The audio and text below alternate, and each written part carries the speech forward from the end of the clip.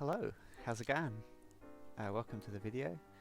Today we're going to do a Tamiya Hornet EVO, not build, but paint and body decoration video. So just recently I did a live stream as part of the Vintage Bash channel. You can check that out.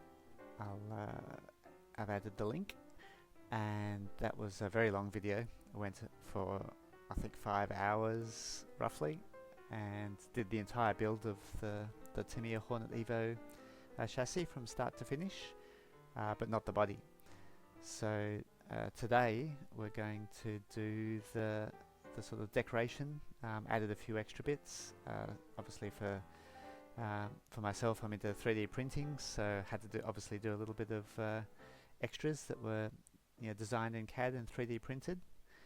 And to get something a little bit vintage, prehistoric, I went with the Stone Age theme.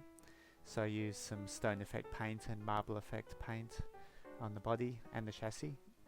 And I've got it here, so I'll show you the final result. So that's how it's come up.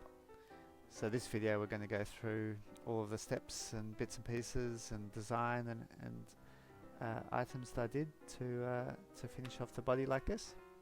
So you can see we've got the stone effect paint, we've got on the chassis, we've got the marble effect paint on the body, got our 3D printed sort of flames here to mimic the stickers that come with the car, and then we've got our window nets and a little Hornet driver. So we haven't got a human driving our Hornet, we've got a Hornet driving it. So that's how it's come out.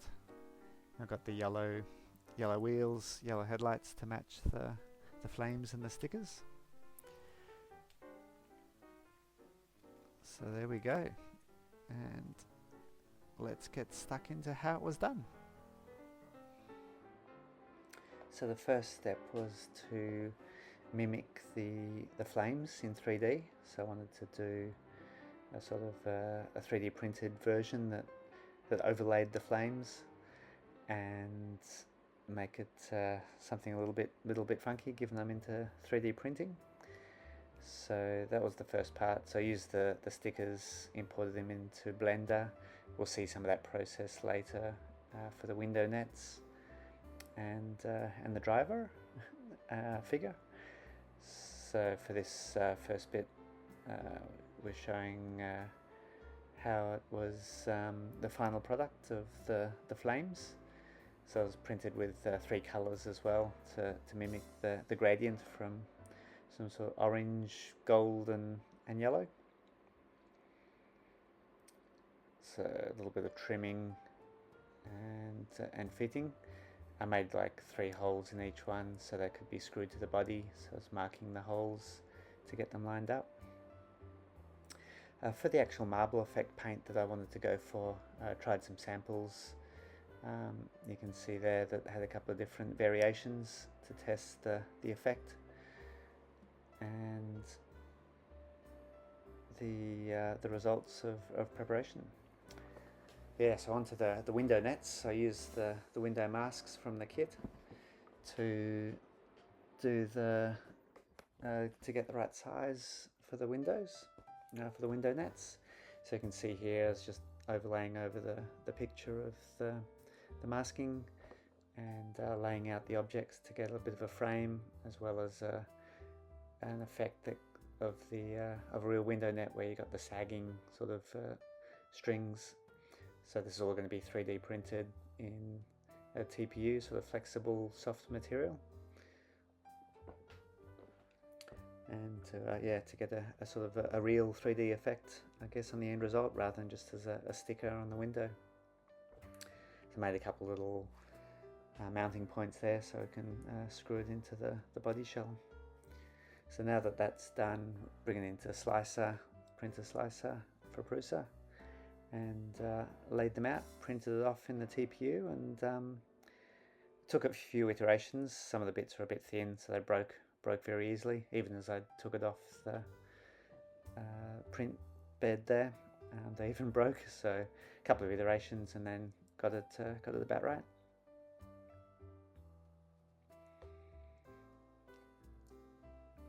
So now it's more of the normal preparation for a body shell for a painting, and we're going to get all that windows masked up in preparation. I used a bit of a scouring pad to prep the body to make sure that this marble effect paint was going to stick properly.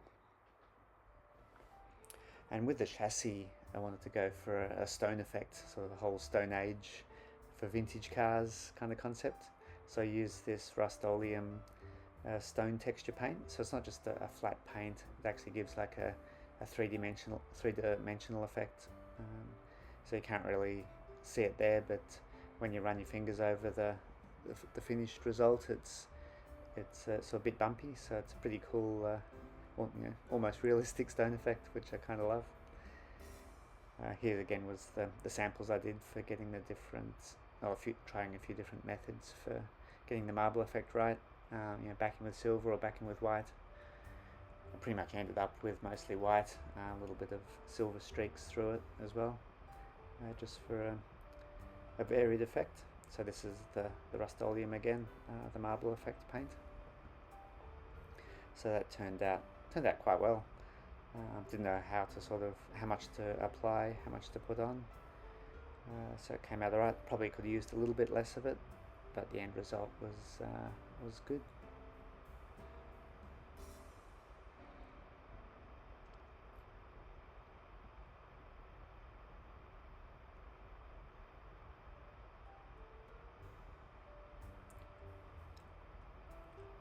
So the actual body and wing with the marble effect paint already applied. So as I said, that's probably a little bit too much or a little bit too thick, but I didn't know how the end result was going to turn out. It actually turned out pretty good, which you can see here is the effect it gives after it's backed with mostly the white Tamiya PS1 paint.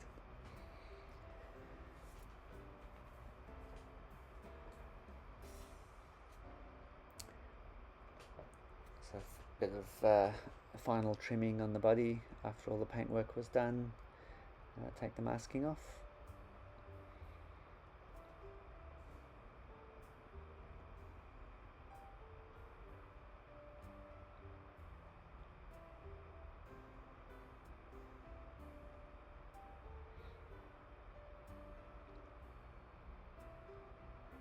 All the fun bits of mounting the body, making the holes, make sure you get them in the right spot. Tamiya bodies, it's very easy of course because they're marked with dimples for the body posts, and then cutting and trimming out the wing.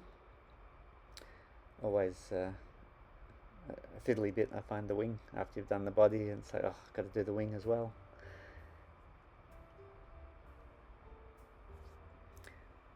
So then a tricky bit with this as well is of course doing these 3D printed window nets. I needed to then slice out a section of the window where the net was going to sit. So I spent quite a bit of time doing this carefully and marking it out where I wanted to cut and the part of the window to keep, so that the holes all lined up to mount the window net and it was still strong enough.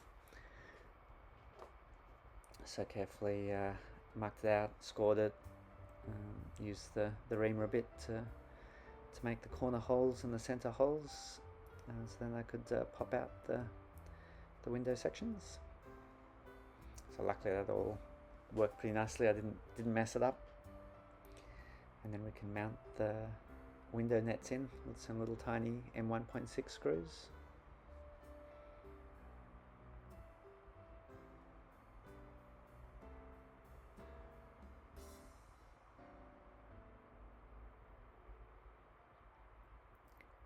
I thought I'd messed up a bit not painting in the sort of roll cage section of the body, but then I realised that Tamiya provides the stickers for that.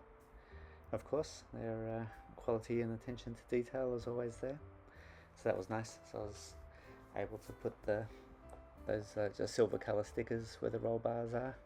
That finished it nicely around the windows.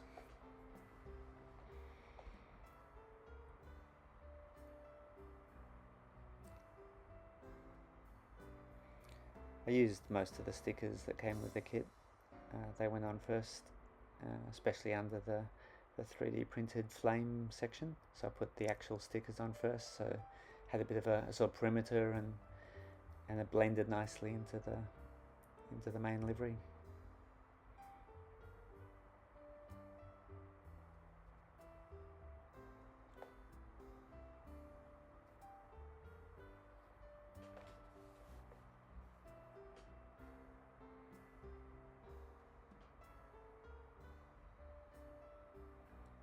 Quite a few sections of the flame stickers for this kit, so it's not super complex, but it does take a bit of time, of course, for each little section. Make sure you get them lined up reasonably nice.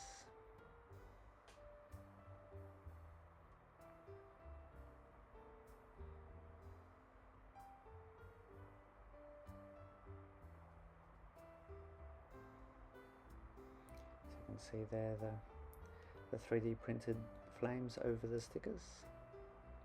So I reckon it came out pretty much as I envisaged.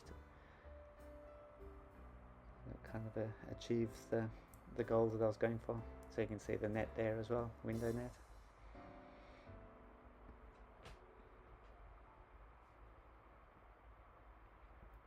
Stickers is always good fun. Very time consuming process, as we all know, but it really brings these bodies to life, gives them the character, gives them the look. Always very satisfying to see the finished result.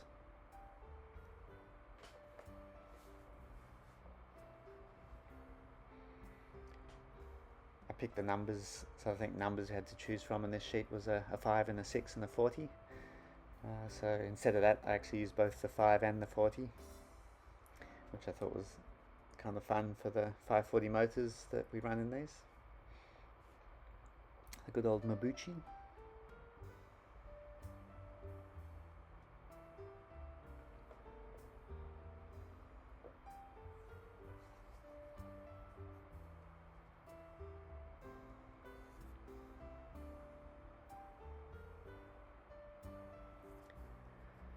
So now that body is mostly done, we can reassemble some of the car, which I'd disassembled for painting using the Stone Effect paint.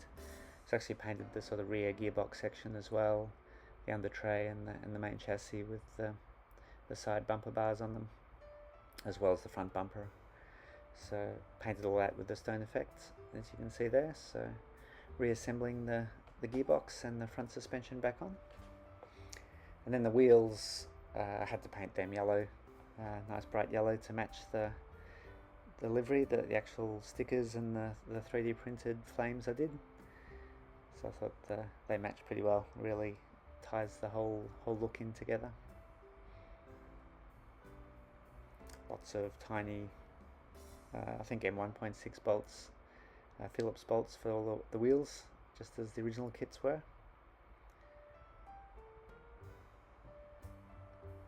So now onto the electronics. So plenty of room in this car for electronics, but I wanted to make sure it was going to clear the driver figure nicely.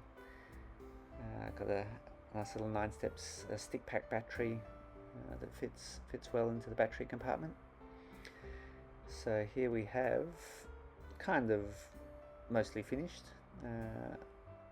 Driver is next, but there's how it's sort of come up. Pretty happy with it. So we've got the driver to do next. So the driver's not going to be human. We've got to put something funky in here because the rest of it looks so cool, huh? Yep, that's come up nice.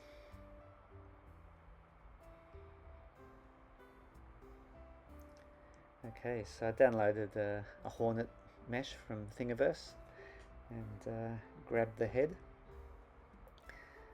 So bring it into the slicer and put it at a nice angle to print. So I got it printed in like tried a couple of different colors and a few different sizes of printing iterations, so resolved to a sort of gold yellow colour. I actually had a gold, and this is more of a yellow, which looked a bit better, I thought. Again, matched the delivery, and got a good sort of size that looked a little bit over proportion, not too massive but not too small as well. And then did my really basic dodgy I don't know, not really painting. I used the texture marker and some pencil to give a little bit of detail in the head and the body there. So I get the Hornet installed, and he looked pretty cool inside the cockpit there with the window nets. Electronics. So this kit actually comes with the electronic speed controller, the hobby wing, which is very cool. Pretty basic. Does what we need for the 540 class. Very simple. A couple little jumper switches to set, whether it's LiPo or NIM, and whether you want forward and brake or reverse. So swap that to forward and brake, and swapped it to LiPo. So I love doing a good electronics installation job, get the wiring nice and neat on all my cars. So even though this is just a so-called Hornet, the wiring still had to be nice. So I've got the speedy at the back there, sort of in behind the driver, so you can't see it too much when you're peering through the windows there. Lining the wheels, and then bolted the wing on. The actual Anytime Baby sticker goes over the wing bolts, so that's the last step. There we go. So let's sit back and have a look at the final result.